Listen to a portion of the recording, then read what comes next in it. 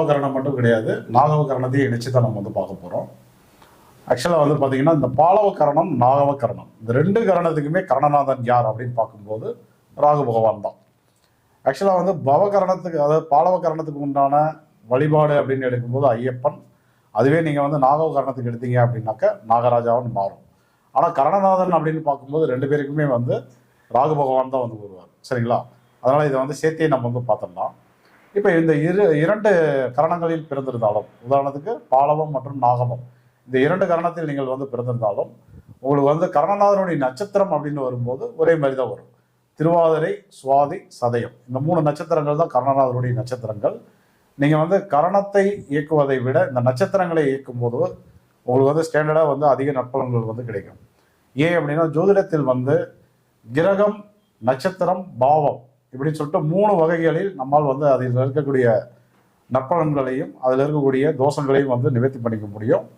இப்போ வந்து பார்த்தீங்க அப்படின்னா அதில் வந்து எது பலமானது அப்படின்னா நட்சத்திரங்கள் தான் இருக்கிறதுலே ரொம்ப பலமானது.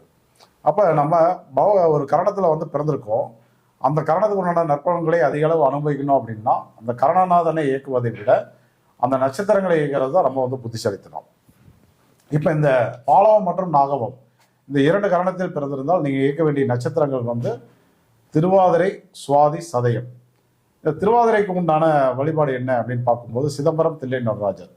ஸோ அந்த கோயிலுக்கு போயிட்டு வந்தீங்க அப்படின்னாவே திருவாதிரை நட்சத்திரம் வந்து சூப்பராக வந்து இயங்க ஆரம்பிச்சிடும். திருவாதிரை நட்சத்திரம் சூப்பராக இயங்குறது அப்படின்னா அது வந்து மிதுன வீட்டில் இருக்கக்கூடிய ஒரு ராகு பகவானுடைய நட்சத்திரம், உங்களுடைய கரணநாதனுடைய நட்சத்திரம்.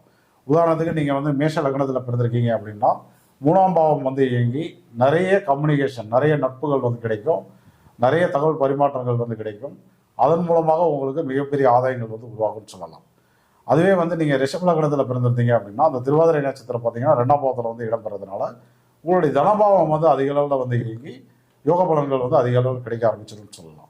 இப்படி வந்து நம்ம வந்து அந்த நட்சத்திரங்களை 3 நட்சத்திரங்களை இயக்குவதன் மூலமாக நீங்கள் எந்த லக்னத்தில் பிறந்திருந்தாலும் சரி, எந்த ராசியில் பிறந்திருந்தாலும் சரி, நம்மால் வந்து அதிகப்படியான நற்பலன்களை வந்து பெற முடியும் அப்படிங்கிறத வந்து மறுக்க முடியாத உண்மை. இது என்னுடைய மாணவர்கள், வாடிக்கையாளர்களுக்கெல்லாம் வந்து தெரிஞ்சது.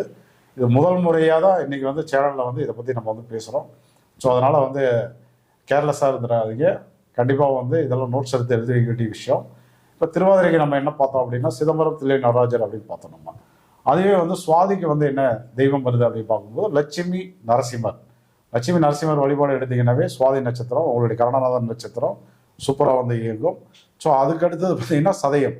இப்போ சதய நட்சத்திரத்துக்கு உண்டான வழிபாடு என்ன அப்படின்னு பார்க்கும்போது டைரெக்டாக வந்து யமதர்மராஜா அந்த மாதிரி வழிபாடுகளை வந்து எடுக்கும்போது யமனை நினச்சி நீங்கள் வீட்டில் வந்து வழிபாடு பண்ணிங்கனாலும் உங்களுடைய சதய நட்சத்திரம் வந்து இயங்க ஆரம்பிச்சிடும். அதுவும் உங்களுடைய கரணநாதன் நட்சத்திரத்தில் 3 நட்சத்திரங்கள் 1 நட்சத்திரங்கள்.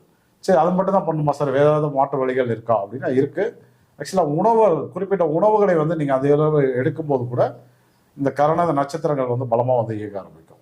இப்போ திருவாதிரைக்கு உண்டான உணவு வந்து மாதுளம்பழம், சுவாதிக்கு உண்டான உணவு வந்து தேன், ஒரிஜினல் தேன். சரிங்களா? இப்போ சதயத்துக்கு உண்டது கருப்பு திராட்சை. இதை நீங்கள் பயன்படுத்தும் போதும் நீங்கள் என்ன பண்ணலாம், உங்களுடைய கரணம் வந்து சூப்பராக இயங்கும். ஸோ அது மட்டும் கிடையாது, திருவாதிரைக்கு உண்டான சிம்பிள் வந்து பார்த்தீங்க அப்படின்னா மண்டை ஓடு. இப்போ நிறைய பேர் வந்து பார்த்தீங்கன்னா மோதிரம்லாம் போட்டிருப்பாங்க.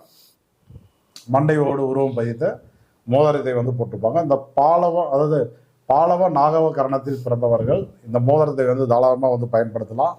அப்படி பயன்படுத்தும் போது அதனால் வந்து உங்களுக்கு ஏராளமான நன்மைகள் வந்து கிடைக்க ஆரம்பிச்சிடும். அதே போல் நீங்கள் வந்து சுவாதிக்கு என்ன அப்படின்னு வந்து பார்க்கும்போது சுவாதிக்கு வந்து நீங்கள் வந்து லட்சுமி நரசிம்மருடைய உருவத்தை வந்து நீங்கள் வந்து டைரெக்டாகவே எடுத்துக்கலாம். சரிங்களா? சதயம் அப்படின்னு வரும்போது கருப்பு திராட்சை உணவு வந்து பார்த்தீங்கன்னா கருப்பு திராட்சை. அந்த கருப்பு திராட்சை கொத்து அது பிக்சராகவோ அல்லது வந்து சாவி கொத்தில் வந்து போடுற மாதிரி நமக்கு வந்து கிடைக்குது. ஸோ அல்லது ஒரு கார் வச்சுருக்கீங்க, ஆஃபீஸில் இருக்கீங்க, அழகாக வந்து அந்த திராட்சை கொத்தை வந்து தொங்க விடும்போது சதயம் வந்து உங்களுக்கு வந்து எப்பொழுதுமே ஆக்டிவேட்டில் இருந்துகிட்டே இருக்கும். முடிஞ்சளவு வந்து நேரங்கள் வாய்ப்புகள் கிடைக்கும் போது கருப்பு திராட்சையை வந்து ஃப்ரெஷ்ஷாகவோ ஜூஸாகவோ சாப்பிடுங்க. அதுவும் உங்களுக்கு வந்து ரொம்ப ரொம்ப நல்லது. ஸோ அது மட்டும் கிடையாது, பாலவ நாகவ கரணத்தில் பிறந்தவர்களுக்கு கரணநாதன் ராகு பகவானாக வந்து வர்றதுனால ஆக்சுவலாக வந்து நீங்கள் அசைவ உணவுகளை சாப்பிட்றது ரொம்ப ரொம்ப நல்லது.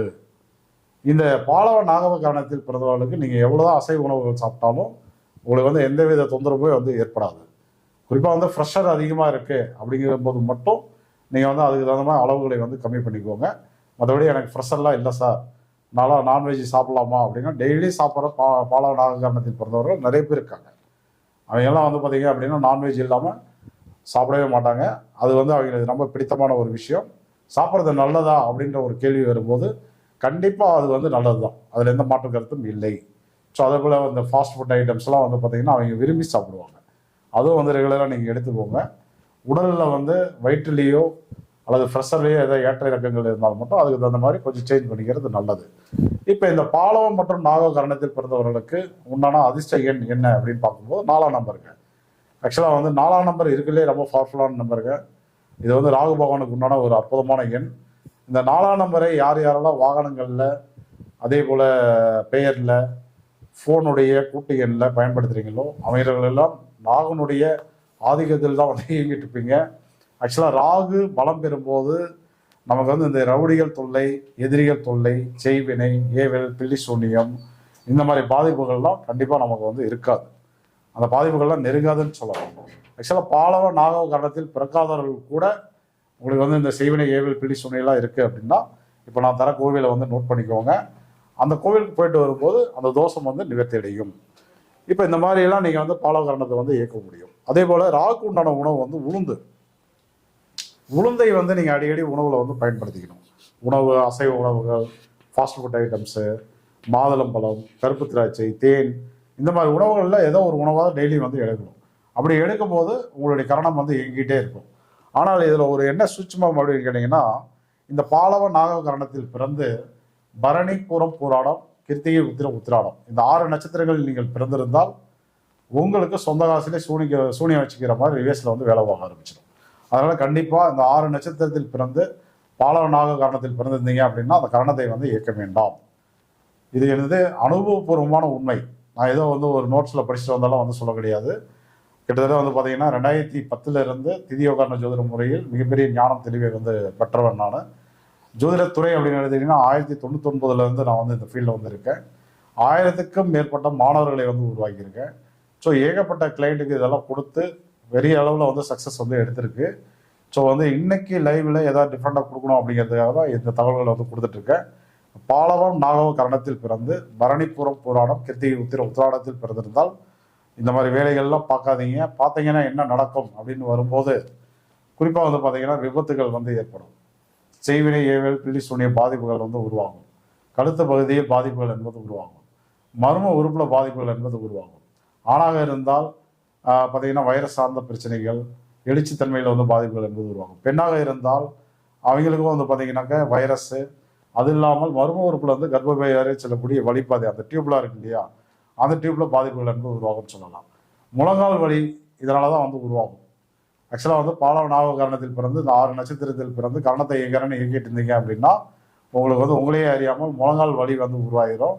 ஒரு விதமான பதட்டம் என்பது உருவாகும். மரண பயம் வந்து ஏற்படும். ஸோ அதனால் இந்த 6 நட்சத்திரத்தில் பிறந்திருந்தால் நீங்கள் வந்து இந்த கரணத்தினுடைய சொன்ன விஷயங்களை வந்து தயவுசெய்து வந்து இயக்க வேண்டாம். அதுக்கு பதிலாக என்ன சார் பண்ணலாம் அப்படின்னு கேட்டிங்கன்னா, உங்களுக்கு இருக்கிறதுலே வந்து மிக சிறந்த வழிபாடு வந்து சிதம்பரம் தில்லை நடராஜர் வழிபாடு. மிக சிறந்த பரிகார ஸ்தலம். சரிங்களா? அடுத்தது வந்து மேலக்கடம்பூர் அமிர்தகடேஸ்வரர்.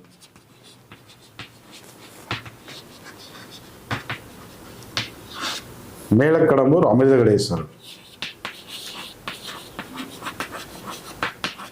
இந்த 6 நட்சத்திரங்கள், அதாவது பாலவ நாகவ கரணத்தில் பிறந்து பரணி, பூரம், புராணம், கிருத்திகை, உத்திராடத்தில் பிறந்திருந்தீங்கன்னா எல்லாமே வந்து சிக்கலாக இருக்கும். ஸோ அது மட்டும் கிடையாது, அவயோக தோஷம் இருக்குது, முடக தோஷம் இருக்குது, திரிசூனித்தால் தோஷம் இருக்குது. ஸோ பல தோஷங்கள் இருக்குது. நீங்கள் இந்த கரணத்தில் பிறந்திருக்கீங்க, ஆனால் நான் சொன்ன மாதிரி வியாதிகள்லாம் இருக்குது. கரணத்தினுடைய செயல்பாடுகளுக்கு வந்து வெளிநாடுக்கு போகிறதுக்கு முயற்சிகள் எடுக்கிறோம், தலையாட்டே வந்துட்டுருக்கு. ஒரு டெக்னிக்கல் லைன் சாஃப்ட்வேர்ஸில் வந்து படிச்சுட்ருக்கோம், அல்லது வந்து ஆன்லைனில் வந்து பிஸ்னஸ் ஏதாவது பண்ணிகிட்ருக்கோம், வேறு ஏதாவது வந்து பஞ்சாயத்துக்கள், அரசியல், ஸோ இதெல்லாம் பிரச்சனையாக இருக்குது அப்படின்னா நீங்கள் வந்து தாராளமாக இந்த சிதம்பரம் தில்லை நடராஜரையோ அல்லது மேலக்கடம்பூர் அமிர்தகடேஸ்வரையோ போய் தரிசனம் செய்யும்போது உங்களுடைய தோஷங்கள் விலகி பிறரை போல அதுக்கப்புறம் நீங்கள் மற்றதெல்லாம் கூட பயன்படுத்திக்கலாம். சொன்ன விஷயம் எல்லாத்தையுமே அதுக்கப்புறம் வந்து பயன்படுத்தலாம். எல்லாமே பாசிட்டிவாக நடக்க ஆரம்பிச்சிடும். இப்போ அடுத்தது வந்து ஃபேஸ்புக்கில் ஷேர் பண்ணிட்டேன். ஓகேங்க. ஒரே நிமிஷம். ஓகேங்க. அடுத்தது வந்து ஃபேஸ்புக் வீடியோ கட் பண்ணி